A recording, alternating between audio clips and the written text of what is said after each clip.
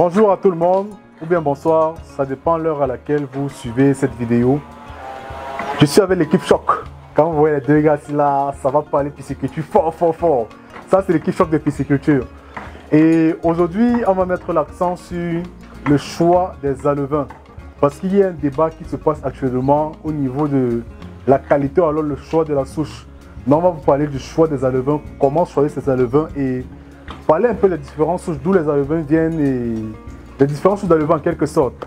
Alors, je suis Lionel Simo, votre humble serviteur et nous vous souhaitons déjà la bienvenue sur cette chaîne. Ici, nous parlons d'agriculture, d'élevage, d'éducation, d'agro-business, bref, de tout ce qui peut vous faire sortir de votre zone de confort. Si c'est la première fois que vous venez sur la chaîne, nous vous conseillons déjà de faire deux choses. La première, c'est de vous abonner et la deuxième, c'est d'activer la cloche de notification afin d'être au courant de toutes les vidéos que nous allons publier sur la chaîne. Alors, dans cette vidéo, nous allons parler du choix des alevins, les différentes souches. On se prend juste après le générique.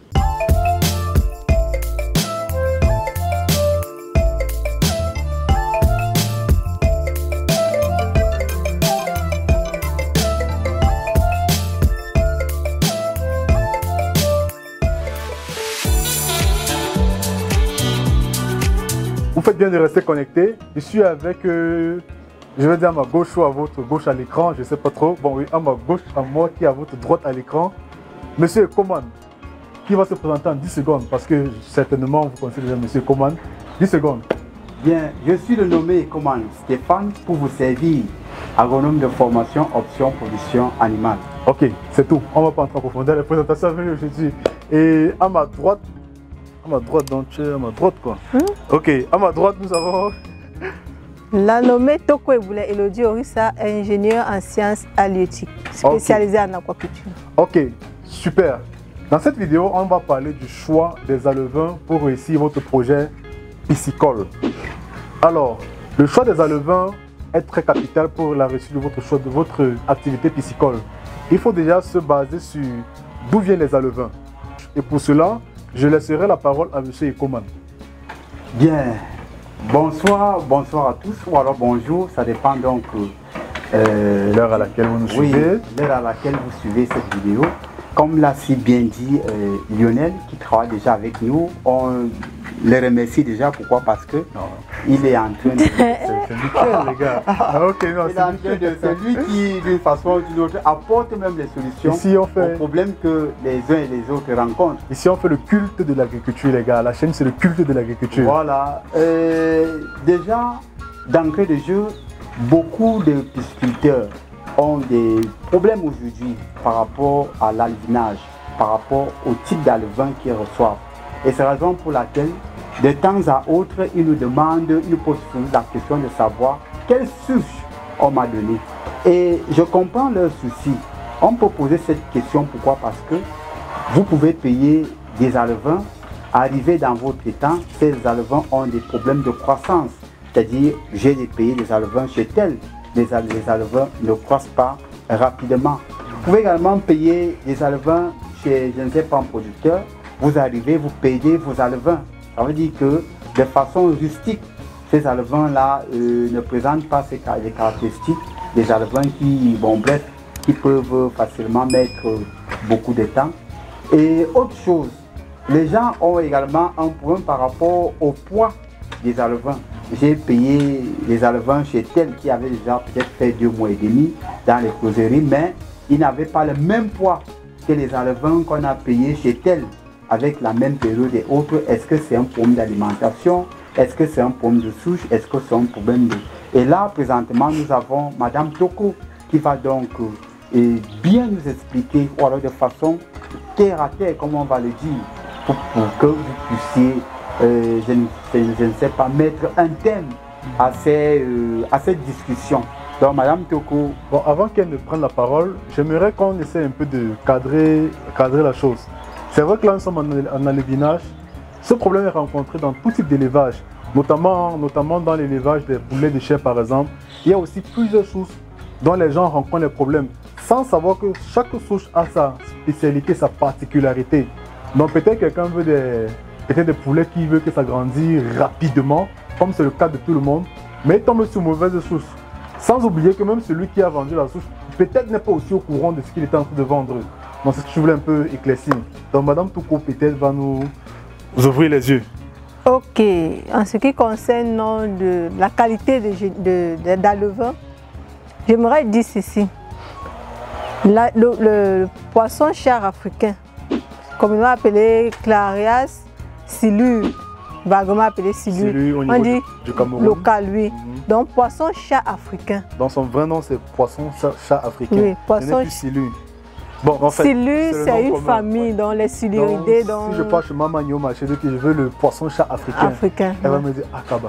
Poisson chat africain. Quoi comme ça? Dans le poisson chat africain, peut avoir deux souches, on peut parler de deux souches.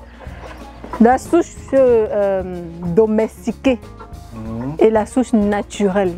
Donc naturelle, c'est-à-dire qu'on a pris directement dans son milieu naturel. Et maintenant domestiquée, c'est celle-là qu'on a déjà eu à élever dans des bacs hors sol et tout ça. Et donc on l'a maintenant utilisé pour faire la reproduction. Donc je peux me permettre d'aller de façon naturelle dans une rivière, dans un cours d'eau, prendre un géniteur et utiliser en écloserie pour avoir les alevins. Je peux également prendre un poisson domestiqué pour utiliser en écloserie. Donc maintenant, tout ça, ce sont des poissons chats africains. Ce n'est pas peut-être hollandais, je ne sais pas trop, mais c'est africain. Bon, maintenant, c'est quoi la qualité? Où réside la qualité de la levain en ce qui concerne le gain de poids? Parce que les producteurs aujourd'hui ont ce problème. Oh, j'ai acheté les alevins chez tel, ils ne prennent pas le poids. Ça doit être un problème de souche. J'ai acheté ceci, j'ai acheté ceci. Ça, en fait, cette vidéo, c'est pour que vous soyez un peu plus éclairés. Bon, lorsque nous lançons des reproductions en écloserie, nous observons plusieurs tailles. Donc il y a des shooters, ceux-là que lorsqu'ils ont consommé une graine, ils convertissent en graine de poids. C'est un peu comme dans la nature. C'est quoi un shooter? Ceux-là qui prennent rapidement le poids. Dans les shooters sont les alevins. Les premiers, oui. Les premiers? Les premiers dans la course. Donc déjà, j'ai produit à l'écloserie, par exemple, en gain de poids. Dans le shooter, c'est l'alevain qui prend rapidement le poids par rapport aux autres. Il faut expliquer. Moi, c'est de ça que je parlais. Parce que un sniper. Non. Donc, en fait, il y a ceux-là qui prennent rapidement le poids. Donc, on les appelle shooters. Ils grandissent rapidement. Si moi, je dois conseiller un éleveur, peut-être celui-là qui veut faire dans la chair, donc qui cherche la chair du poisson, dans le grossissement. Je vais vous conseiller de prendre les alevins qui vont se démarquer en premier. Donc les premiers, les deuxièmes, troisièmes, on peut avoir jusqu'à 10 vagues en écloserie. Donc ceux-là qui vont ralentir la croissance, là, ce sont eux que lorsque vous tombez dessus, vous vous dites que merde, je suis allé dans une fausse souche. Ce n'est pas problème de fausse souche. Le problème, ça réside au niveau de la capacité à transformer son aliment. Donc le poisson lui-même, en lui-même, a cette capacité de transformer son aliment en gain de chair. Donc vraiment, le problème que souche hollandaise, souche chinoise, pourtant on parle du poisson chat africain, ça ne devrait pas être. Donc, chers producteurs, si vous avez besoin des alevins de qualité, des alevins qui grandissent rapidement, allez vers des écloseries et demandez ceux-là qui ont des shooters, les premiers dans la course. Bon, maintenant, j'aimerais faire une petite nuance. Les poissons que vous recevez souvent chez vous et dont vous considérez comme mauvaise souche, mauvaise ici, sont d'une importance très très capitale. Vous avez déjà entendu parler de géniteurs. Vous comprenez? Tout à l'heure même, nous avons eu une vidéo, on a parlé des géniteurs. Ça, c'est le bon géniteur. Si toi, en tant que pisciculteur, tu veux te lancer dans la production des géniteurs, je te conseillerais donc d'aller dans les écloseries et prendre plutôt qui n'ont pas de croissance rapide. Là. Ce sont eux qui sont des potentiels géniteurs, des bons géniteurs. Donc là, tu peux te définir en tant que producteur des géniteurs. Et à ce niveau, tu vas avoir peut-être des poissons de 5 mois, d'un an, par exemple, qui vont avoir peut-être 200 à 500 grammes. Mais la matière génétique sera de mise, donc de bonne qualité. Donc mes chers abonnés, c'est pas question de souche. Mais si on veut même parler de souche, la souche sauvage que aujourd'hui les gens disent que négligent, la souche sauvage, donc c'est-à-dire celle que je prends directement dans le milieu naturel, là, c'est alors celle-là même qui donne de bons résultats par rapport à la souche domestiquée. Pourquoi je le dis? Parce que on parle d'hybridation, de fécondation. Lorsque le poisson est retiré en milieu naturel et il est croisé peut-être avec un autre toujours du milieu naturel, dans ça, c'est dans le processus de domestication. Parce que quand on prend dans le milieu naturel et qu'on le croise en écloserie, c'est déjà la domestication. Maintenant, je suis dans ce processus-là. Et quand on le croise avec un domestique? Même pas d'abord avec un domestique, déjà naturel, domestique, oui, domestique, oui. Okay. Maintenant, après... Dans un milieu déjà artificiel. Oui, maintenant, après, je vais prendre le domestiqué là, que je vais peut-être acheter une autre génité ailleurs, femelle ou mâle, croisé avec toujours domestiqué. Vous voyez qu'il y a même le matériel génétique diminue. Donc, et maintenant, lorsque je vais prendre le domestiqué pour faire la reproduction, je peux même me trouver dans des cas de consanguinité et bien d'autres. C'est vrai que même en étant ou bien en milieu naturel, on peut avoir ces problèmes-là. Mais ce que je veux que les gens comprennent, c'est que le poisson, en fait, les géniteurs du milieu naturel sont des bons géniteurs, contrairement aux géniteurs domestiqués. Okay. Parce que je le dis pourquoi? Parce que j'ai rencontré des pisciculteurs qui m'ont carrément lâché ça au visage. Non, j'espère que tu ne prends pas dans le milieu naturel. Je veux juste faire comprendre aux gens que la nature a toujours été ce qui est. Bien. Merci. Ok. Et comme moi-même, tu vois, non, ici, noir, non. Okay. Ici, bien. Hey, tu vas faire comment pour comprendre ça? Un mot ajouté à ce qu'elle vient de dire. Bien, Madame Toko a expliqué de manière terre à terre pour que vous, les pisciculteurs, vous n'ayez plus ces problèmes, alors ce complexe. Elle disait tantôt, vous pouvez prendre par exemple les shooters, c'est-à-dire ce poisson-là qui grandit très rapidement. Et là, ça vaut également un coup parce que quand vous allez arriver, il va vous dire non, le premier géniteur là, c'est pas par exemple comme vous êtes habitué, le poisson c'est. Vous nous donnez même déjà les prix. La levain c'est 100 francs, non. Ces shooters-là coûtent également cher. Ce sont des premiers ou alors des prémices et ils grandissent très rapidement. Mais maintenant, il y a ces deuxièmes-là, ou alors disons deuxième et troisième, qui sont aussi des bons poissons qui vont prendre du poids. Mais ces poissons-là peuvent également être utilisés comme des géniteurs. Des futurs géniteurs. Et ces poissons qui sont utilisés comme des futurs géniteurs par après vont coûter plus cher même que les alevins que vous payez. Ouais, il faut regarder, c'est-à-dire cette nuance-là. Et autre chose, ces poissons-là, ils ne doivent pas prendre du poids.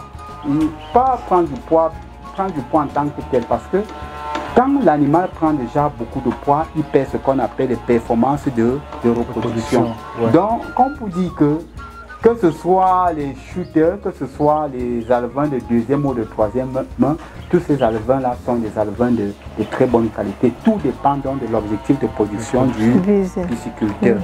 Donc ne vous inquiétez plus pour ce qui est donc de la qualité de l'alevin.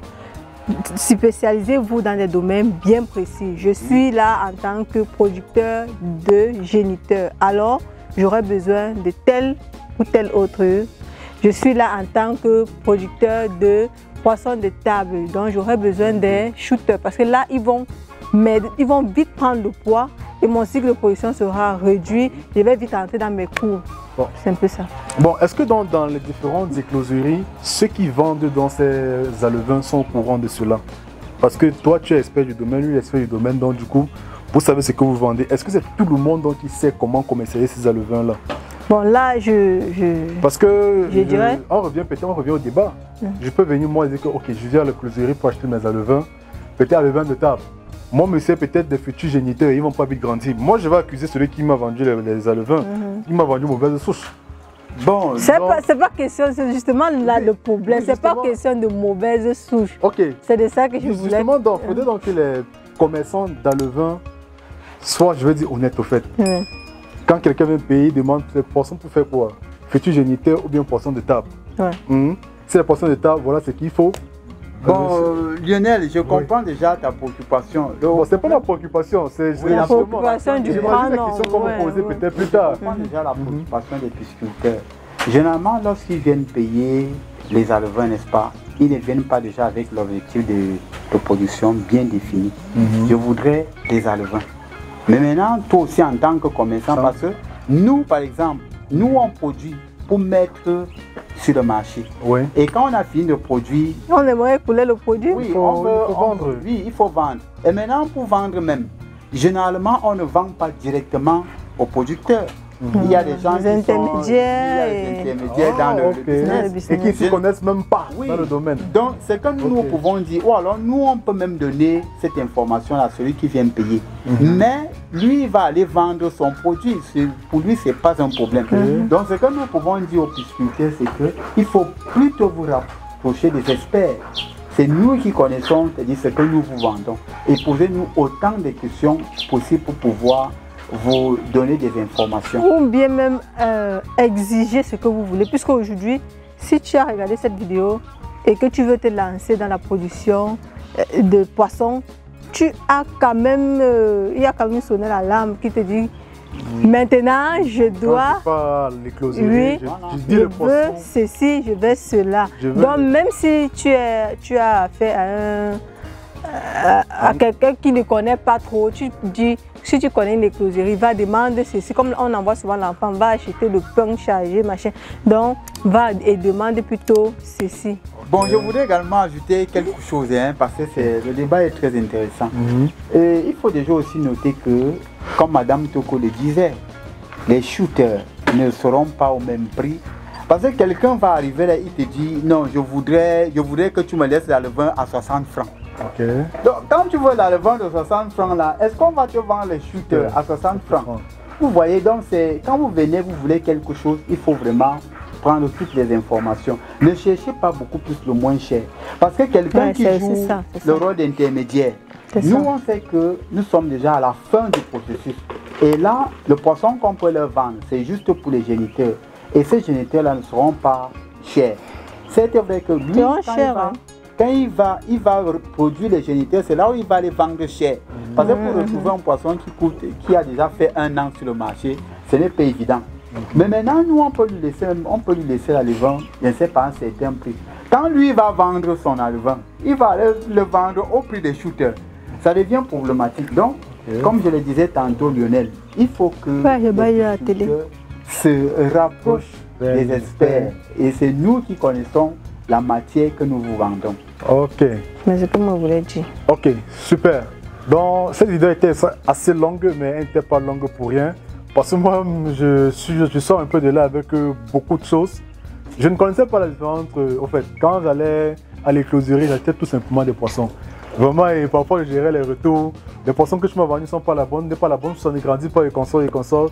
Donc, prochainement, quand j'irai à l'écloserie, en fait, quand vous me commissionnez à l'écloserie, je vais demander pourquoi est-ce que tu veux les poissons. C'est pour poissons de table. Je vais spécifier que je veux le poisson pour, je veux les alevins pour poissons de table. Si c'est pour les futurs géniteurs, je vais spécifier que je veux les alevins pour futurs géniteurs. C'est la même chose que nous rencontrons au quotidien. Si vous voulez acheter un véhicule, par exemple, et que votre véhicule va par exemple faire 300 à 400 km par jour, ce n'est pas la même voiture peut-être, ce ne serait pas la même caractéristique du véhicule qui va vous déporter pour la maison, allez vous laisser peut-être à 25 km bouler, vous ramener dans, ça fait 50 km par jour. Ce ne serait pas la même chose. Donc, il faut bien spécifier ce que vous voulez acheter pour ne pas avoir de problème plus tard. Je reprends encore le cas de la voiture. Si vous achetez une voiture par exemple qui va faire 400 à 600 km par jour, en fait, si vous voulez une voiture qui va faire 400 à 600 km par jour, et quand vous vendez une voiture qui est adaptée à faire 25 km par jour, plus tard, vous allez accuser celui qui vous a vendu la voiture. Or, vous n'avez pas précisé la voiture que vous voulez. Vous avez tout simplement dit que vous voulez une voiture. Pourtant, vous voulez une voiture qui va faire de longues distances. Or, lui, il vous a vendu une voiture, ordinaire de 25 km par jour. Donc, il ne faut pas accuser celui qui vous a vendu la voiture. Accusez-vous vous-même ou alors accusez votre conseiller ou votre mécanicien. Donc, ça revient à la même chose qu'on disait aux écloseries. N'accusez plus les gars des écloseries de vous avoir vendu la mauvaise souche. La mauvaise souche, au fait. Donc revoyez plutôt celui qui vous conseille de vous lancer dans l'alevinage de quel type d'alevin je vais choisir pour lancer mon projet piscicole. Alors c'est ici que s'achève cette vidéo. Je sais qu'elle a vraiment été longue, mais elle valait la peine. Donc si vous avez aimé la vidéo, n'oubliez pas de mettre un pouce bleu. Si vous avez un frangin ou un frère ou alors une connaissance qui a des affinités particulières avec la pisciculture, ou bien qui aimerait bien entendre parler de ce sujet, c'est l'occasion pour vous aussi de partager la vidéo avec cette personne. Et si vous voulez davantage connaître plus sur l'alevinage, ou bien sur les clôtures, ou bien sur le poisson en général, je vais mettre le numéro de Madame Toko et de Monsieur Ekoman en commentaire pour que ne me dérangez pas, parce que mon téléphone sont déjà trop, je suis déjà fatigué. Donc mieux, je mets le numéro en commentaire et vous gérez avec eux. Donc on se dit merci et surtout n'oubliez pas que demain commence aujourd'hui. Merci et surtout n'oubliez pas que demain commence aujourd'hui. A plus et à la prochaine pour notre vidéo.